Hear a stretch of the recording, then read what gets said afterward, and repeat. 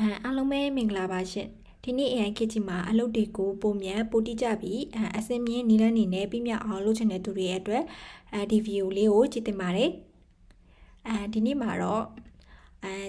ကျမတို့ဒီငွေကြေးအကုန်ကြခံပြီးမှဝယ်သုံးရတဲ့ application တွေပြမြန်ဝန်ဆောင်မှုတွေအကြောင်းကိုပြပြပေးမယ်ဗီဒီယိုတွေကမှာတစ်ခုဖြစ်တဲ့ဒီ ChatGPT Plus ကိုဝယ်သုံးတဲ့မသုံးတဲ့ဆိုတာကိုအသေးစိတ်ဖော်ပြပေးသွားမှာဖြစ်ပါတယ်ပထမဆုံးအနေနဲ့ ChatGPT pricing ကိုတွက်ကြည့်မယ်ဆိုရင်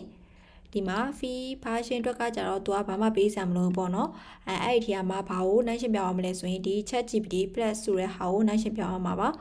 Pro ကကြတော့တအားစီးများပေါ့နော်ဒီကောင်ကကြတော့ဒီကောင်အကြောင်းကတော့တိတ်မပြောပြတော့ဘူးဒီ Plus အကြောင်းကိုပြောပြပေးသွားမှာပါဒီမှာဆိုရင်သူကပြထားပေးရပေါ့နော် fee နဲ့ Plus ဘာကွာလဲဆိုတာပြပြထားပေးပါတယ်ဒီ Plus ကိုဝယ်သုံးခြင်းနဲ့ဆိုရင်တစ်လချင်းကိုဘယ်လောက်ပေးရမလဲဆိုရင်တစ်လကို$20ပါကိုမဗီဇာကတ်မရှိလို့မဝယ်တတ်ဘူးဆိုရင်ဒီ ChatGPT Plus ကိုဝယ်ယူခြင်းဆိုရင်တော့ဒီRolo Premium Source Store တဲ့Facebook page မှာလာရောက်ပြီးမှဝယ်ယူလို့ရပါတယ်ရှင်ခု view လေးရဲ့ description မှာလည်းဒီ page link လေးကိုထည့်ထားပေးပါတယ်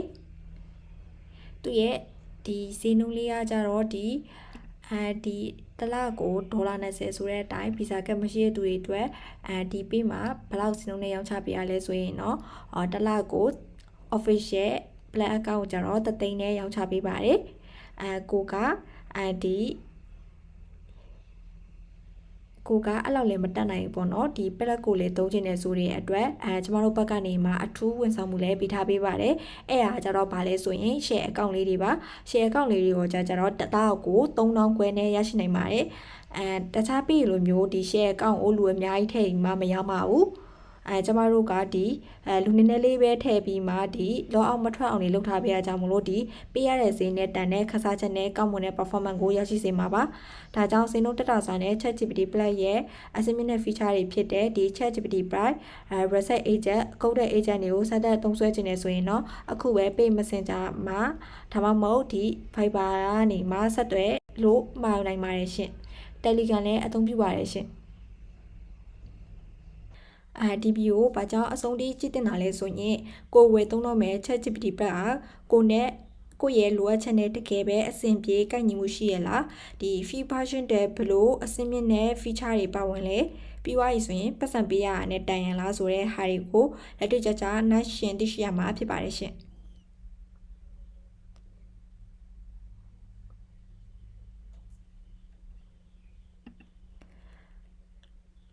ဒီ ChatGPT ဘက်မှာဆိုရင်သူက ChatGPT ကနောက်ဆုံး version ဖြစ်တဲ့ဒီ ChatGPT 5ကိုသုံးထားပေးပါတယ်သူရဲ့ fee မှာကျတော့ဘယ်လောက်ကိုသုံးထားပေးရလဲဆိုရင်355ကိုပဲသုံးထားပေးပါတယ်ဒါဆိုရင်ဒါကကျတော့ fee ပါfee ကိုတွက်ကြည့်မယ်ဆိုရင်ဒီမှာသူက355ကိုပဲသုံးထားပေးရပေါ့နော်သူရဲ့မြင်ရတဲ့ဒီ user interface ဘိုင်းကလည်းကွာတယ်ပေါ့နော်နှစ်ခုကိုရှင်းမပြပေးပါမယ်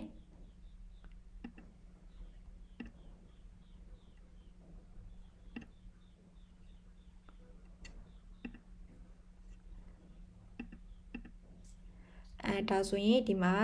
ဒီဘိုင်းမျိုးပုံစံလေးတွေမြင်ရမှာပေါ့နော်ဒါကကြတော့ Pro ပေါ့နော်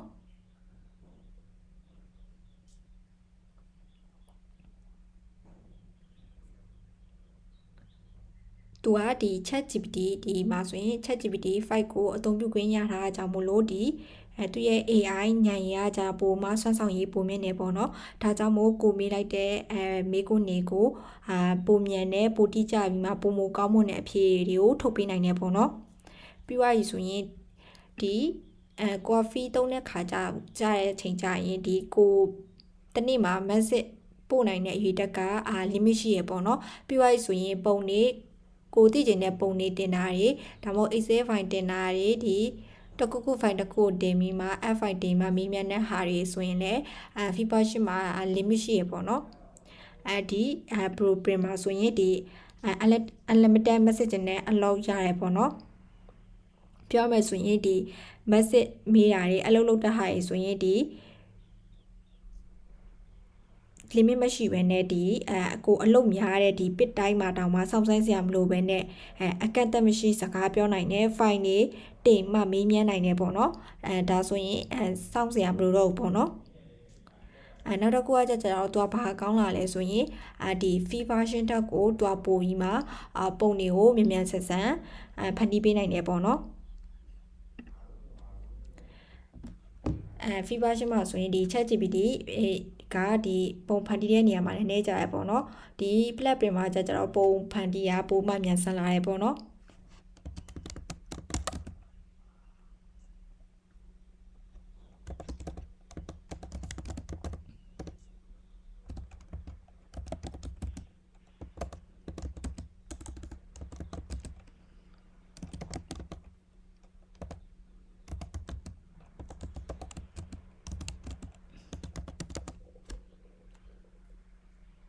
ChatGPT create photo ပဲပြောလိုက်တော့မယ်ဒီပုံတွေကိုဖန်တီးရခါကြရင်သူကဒါ feed ထက်ပုံမမြန်ဆန်တဲ့စွမ်းဆောင်ရည်နဲ့ quality ကောင်းတဲ့ပုံတွေကိုရရှိမှာဖြစ်တယ်ပေါ့နော်ဒီမှာဆိုရင်ပုံစအိမ်မှာဖန်တီးနေပြီပေါ့နော်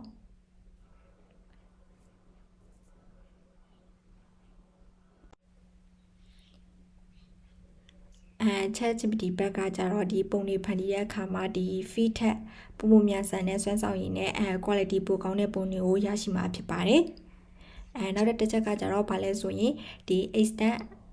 expanded research and agent mode ပေါ့နော်သူကဘာအတွက်ကောင်းတာလဲဆိုရင်ဒီ AI ကိုဒီ internet ပေါ်မှာရှိတဲ့ website တွေကနေမှအချက်လက်တွေကိုရှာဖွေပြီးမှဒီ research လုပ်ခိုင်းနိုင်တယ်ပေါ့နော်ဒါဆိုရင်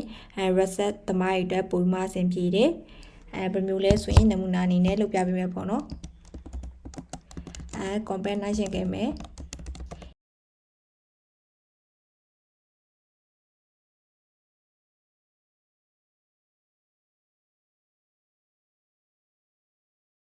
အိမ်မှာဒီ website တွေရှာအိမ်မှာဒီ research ဆက်လုပ်နေပြီပေါ့နော်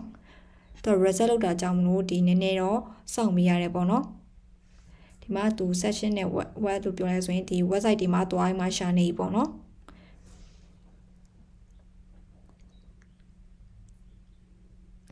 ဒါဆိုရင်ဒီ ChatGPT ကတကယ် internet ကိုတွားပြီးမှဒီအကြောင်းအရာအသစ်တွေကိုရှာဖေးရပေါ့နော်ရှာဖေးရကြောင်းမလို့ဒီမှာ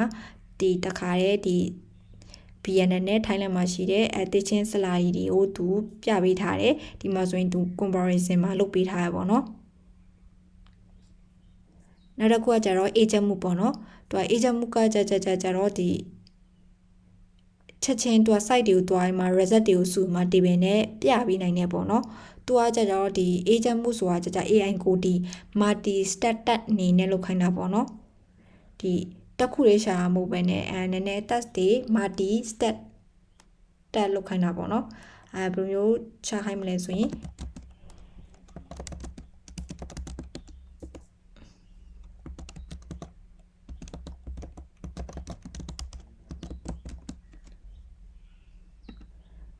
ဒီဘာကိုရှာခိုင်းလိုက်တာလဲဆိုရင်ဒီရန်ကုန်ကနေဟန်နွိုင်းကိုဒီလင်းလက်မှတ်ဈေးအပေါ်ဆုံးဒီ flight ကိုရှာခိုင်းလိုက်တယ်ပေါ့နော်ရလာတဲ့ဟာကိုလည်းဘာနဲ့ပြခိုင်းမလဲဆိုရင်တီဗီနဲ့ပြခိုင်းထားရပေါ့နော်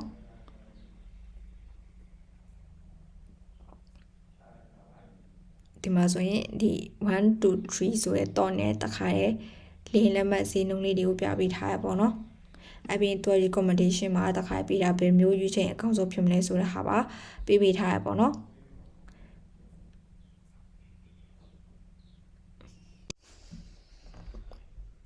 နောက်တစ်ခုကကြတော့ဗာလဲဆိုရင်ဒီက express memory and content ပေါ့နော်သူကဘာလို့ဆိုလိုချင်တာလဲဆိုရင်ကိုကဒီ message box မှာဆိုရင်ကိုကလာမေးရပေါ့နော်ဒါပေမဲ့ဒီကိုလာမေးတဲ့ဒီဟာတွေကိုဒီ ChatGPT ကနေမှဒီမေးမြန်းတဲ့သူရဲ့အကြောင်းအရာတွေကိုသူကတတိထိုင်းမှာမှတ်ထားနိုင်တယ်ပေါ့နော်ဥပမာဆိုရင်ကိုရေးထည့်လိုက်တဲ့နာမည်တွေလုပ်နေတဲ့ project အကြောင်းတွေပြီးသွားပြီဆိုရင်ကိုတင်နေတဲ့ teaching background စတာတွေပေါ့နော်မျိုးဟာတွေကိုဒီနောက်တစ်ခါဒီမှာပြန်လာသုံးတဲ့ချိန်ကျရင်အဲ့အရာတွေကိုသူကတတိယရင်မှာအဲ့အရာတွေကိုစကားဆက်မှာပြန်ပေးရပေါ့နော်ဘယ်မျိုးလဲဆိုရင်ကိုကဒီထဲမှာ project တွေလုပ်တယ်ဒီထဲမှာကိုနားမလဲဆိုရင်လာမေးထားရပေါ့နော် မေးပြီးသားဆိုရင်နောက်ဆုံးအမဆိုရင်လည်းဒီမှာဆိုရင်ဒီ intern စင်တော့ကဒီ ChatGPT ကိုသုံးနေပေါ့နော်အမမသိရတွေကိုလာမေးရပေါ့နော်လာမေးတဲ့ဟာတွေကိုနောက်ဆုံးဒီ initial report ရဲ့ခါကြရင်ဒီ initial report ရေးခိုင်းတာကြောင့်မို့ရေးခိုင်းတဲ့ခါကြရင်ဒီ ChatGPT ကနေမှအရင်ကမေးမြန်းထားတဲ့ဟာတွေအကုန်လုံးသူကမမိမှာပေါ့နော်ဒီ report ရေးတဲ့ခါကြရင်ဒီအမမမိတဲ့ဟာတွေရောကိုရောသူကတခါတည်းထိတ်မှရေးပေးခဲ့ရပေါ့နော်အဲအကြောင်းမို့သူကကြတော့ဒီသူစီမှာဒီအရင်ကမေးမြန်းခဲ့တဲ့ဟာတွေကိုမမိနိုင်တဲ့ memory ကဒီ plat မှာပိုမှကောင်းတယ်ပေါ့နော်ဒါပေမဲ့ကိုကmemory ကိုဖြတ်ချင်တယ်ဆိုရင်လည်းဖြတ်လို့ရတာပေါ့နော်ဒီကနေမှဖြတ်ချင်တယ်ဆိုရင်ဒီမှာ focus ဆိုမှကိုမေ့ခိုင်းစေချင်တဲ့ဟာကို focus လုပ်ခိုင်းလိုက်လို့ရရပေါ့နော်ဒါဆိုရင်ကို focus လုပ်တဲ့ဟာကို focus လုပ်ပြီးမှသူမမေ့ခိုင်းစေချင်တဲ့ဟာတွေကိုမှတ်ထားခိုင်းလို့ရရပေါ့နော်နောက်တော့ကိုကဘာလဲဆိုရင်ဒီ project and custom ChatGPT ပေါ့နော်project လို့ပြောလိုက်တဲ့ဆိုတာကြောင့်ဒီမှာဒီဘေးနားမှာ project လေးတွေ new project တွေယူပြီးမှဒီမှာ new project ယူလိုက်မယ်ပေါ့နော် new project မှာကိုကဘာအကြောင်းရေးမလဲပေါ့နော်ကိုက whiting အကြောင်းလေးရေးမယ်ဆိုရင် whiting ဆိုမှဒီ project အသစ်ဖန်တီးလိုက်လို့ရတယ်ပြီးသွားဆိုရင်ဒီ create project ကိုနှိပ်ပေးလိုက်လို့ရပါပေါ့နော်ဒီထဲမှာကိုကြိုက်တဲ့အကြောင်းအရာလေးတွေဒီမှာ writing နဲ့ပတ်သက်တဲ့ဟာလေးကြီးပဲတက်ရေးလို့ရတယ်ဒီနောက်တဲ့ project အသစ်လေးယူမှဒီမှာeducation နဲ့ပတ်သက်တာဆိုရင်လည်း education နဲ့ပတ်သက်တဲ့ဟာလေးတွေတက်ဒီမှာခွဲမှလုပ်လို့ရတယ်ပေါ့နော်ပြီးသွားဆိုရင်ဒီ project ထဲမှာပဲဒီ content တွေကိုဒီ ChatGPT ကိုမှတ်ထားခိုင်းလို့ရရပေါ့နော်ဒါဆိုရင်တစ်ခုနဲ့တစ်ခုရှုပ်မထွေးတော့ဘူးပေါ့နော်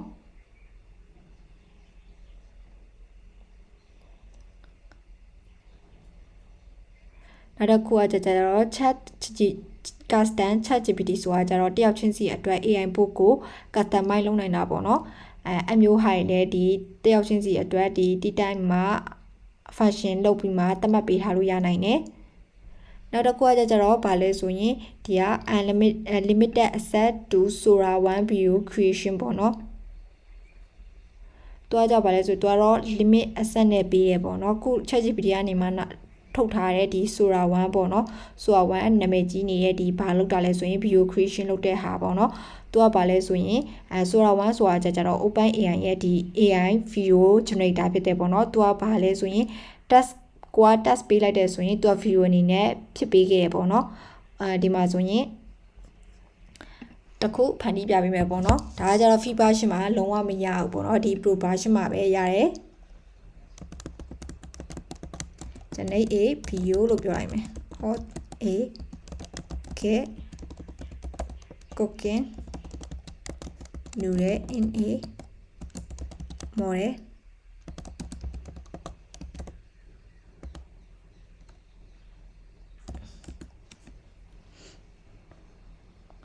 ဒီမှာဆိုရင်တခါရဲဖန်တီးခိုင်းလိုက်ပြီပေါ့နော်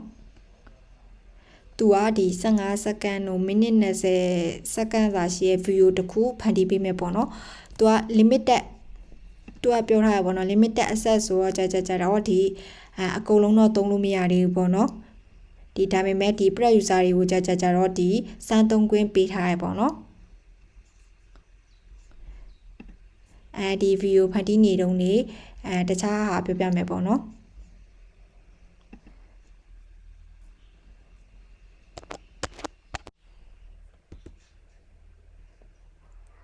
နောက်တစ်ခုကကြတော့ဒီ code agent ပေါ့နော် code agent ဆိုတာကြတော့ဗာလဲဆိုရင်ဒါတွေက developer တွေအတွက်အထူးကောင်းမွန်တဲ့ဒီ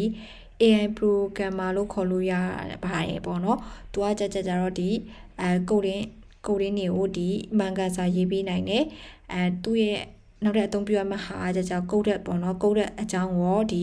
နောက်တဲ့ view တီးတဲ့မှာအသေးစိတ်ပြပေးမယ်ပေါ့နော်သူ့ကို PS code မှာတွေ terminal မှာတွေဘယ်လိုအလုပ်လုပ်လို့ရလဲဆိုတဲ့ဟာအကြောင်းကိုတော့နောက်တဲ့ video မှာအသေးစိတ်ပြပေးရမယ်ပေါ့နော်ဒီမှာကျတော့ဒီ code agent သုံးလို့ရတဲ့ဆိုတဲ့အကြောင်းပြပေးရပါပေါ့နော်ဒီဘက်ကိုတွားကြည့်မယ်ဆိုရင်ဒီမှာကုတ်တဲ့ဆိုမှာ feature တစ်ခုအနေနဲ့ပါဝင်နေပေါ့နော်ဒီမှာဆိုရင်သူ gear နဲ့လည်းချိန်လို့ရတယ် VS code တွေနဲ့ချိန်မှာသုံးလို့ရတယ် terminal နဲ့ချိန်မှာသုံးလို့ရတယ်ပေါ့နော် ကဲအားလုံးပဲဒီ feature တွေကိုကြည့်ပြီးဆိုရင်တော့မိမိအတွက်ဖြစ်စေ business research writing developer တမအတွက်ပါ AI assistant တူရှိနေလို့အသုံးဝင်နေတယ်ဆိုရင်တော့ဒီ ChatGPT Plus ကိုဝယ်ယူတင်နေပေါ့နော်AI ကမှာသူများရဲ့အတွက်တလန်းတာနေဖို့အတွက်ဒီ ChatGPT Plus ကိုဝယ်ယူလိုက်ခြင်းအပြင်ကိုယ့်ရဲ့အလုပ်လုပ်ပုံကိုတဆင့်မြင့်တင်လိုက်ပါလို့အကြံပြုချင်ပါတယ်